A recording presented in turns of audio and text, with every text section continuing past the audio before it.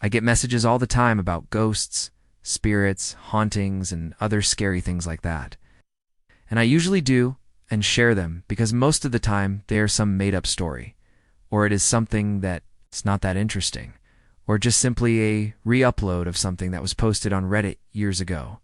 But every once in a while I come across one that I think is worth sharing, and this one is definitely one of those cases. So let me tell you a story about a number that brought back more than just memories.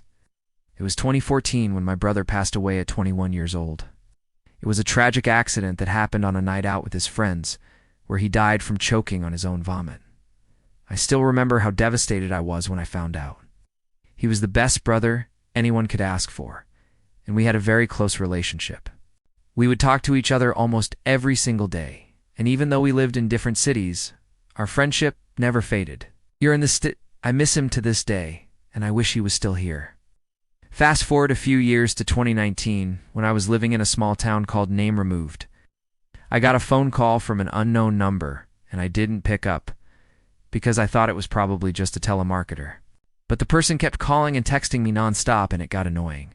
So I finally decided to pick up the phone. On the other end was a man asking for someone else. I told him that he had the wrong number, but he insisted that he was trying to reach me. I could hear frustration in his voice as he tried to explain that this was my number. I told him that this was my number and that he must have gotten it confused with someone else's. He replied by saying that this number belonged to my brother, who had passed away a few years prior to this. He said that he was trying to contact my brother to inform him about his mother's passing. Of course, I told him that this couldn't be possible because my brother was dead. At first, he didn't believe me, and he kept insisting that I was lying.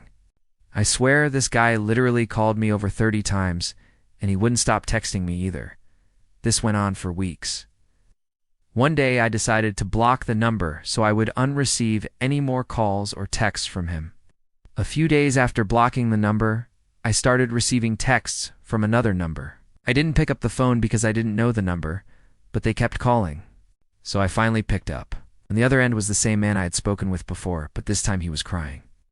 I asked him what was wrong, and he explained that he had tried to contact me from a different number because I had blocked the first one. He then explained to me that he had been trying to contact me because he needed my help to find my brother's grave so he could pay his respects and say goodbye since he had passed away. I asked him why he needed to speak to my brother if he was dead, and he replied by saying that he didn't know that he was dead. He said that he had been looking for him everywhere, but nobody seemed to know where he was. I felt bad for him, so I told him that I could help him find my brother's grave.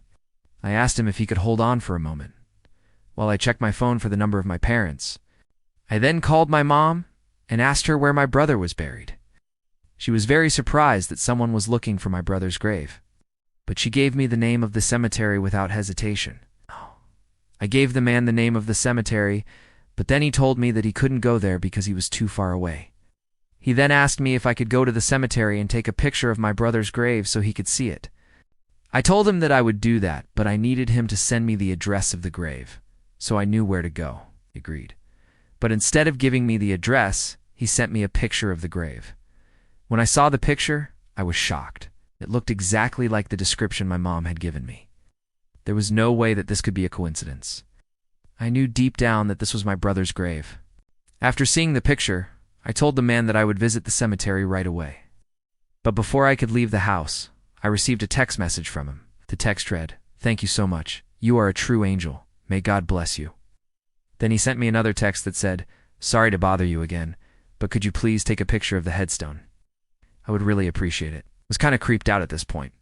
But I knew that he wasn't a bad person, so I decided to do it.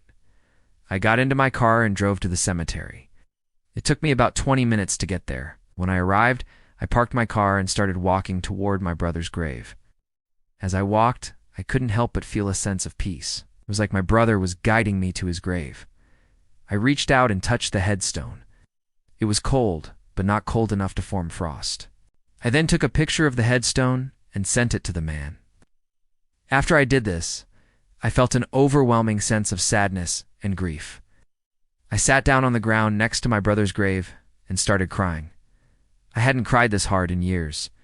I felt like all of the emotions I had bottled up inside of me just came rushing out. I cried and cried until I had no more tears left. When I finally stopped crying, I stood up and looked at the headstone. That's when I noticed something strange. The headstone had my brother's name and birth date on it, but it didn't have his death date. My brother's body had been found on January, but the day of his funeral was February. This was because his body had to be transported from the city where he died to the city where he was born. The funeral home made a mistake and engraved the wrong date on the headstone. I knew that this was wrong, but I never thought anything of it. I mean, it was just a mistake. But now, after everything that had happened, I realized that the date on the gravestone was actually the correct date of his death. I was shocked. I couldn't believe what I was reading. I tried to make sense of it all, but I couldn't. I was scared to go home and tell my parents what I had found out. I didn't want to upset them, but I knew that they deserved to know the truth. When I finally went home and told my parents what I had discovered, they were shocked. They had no idea that the date on the headstone was wrong. We all went back to the cemetery together, and they confirmed that the date was, in fact, correct. Ow. We were all heartbroken. I will never forget the day that I received a call from a stranger claiming to be my dead brother. To this day, I am still unsure whether or not it was really him trying to contact me or if it was just a random coincidence. But one thing that I know for sure is that the experience has brought us closer together as a family, and I am grateful for that.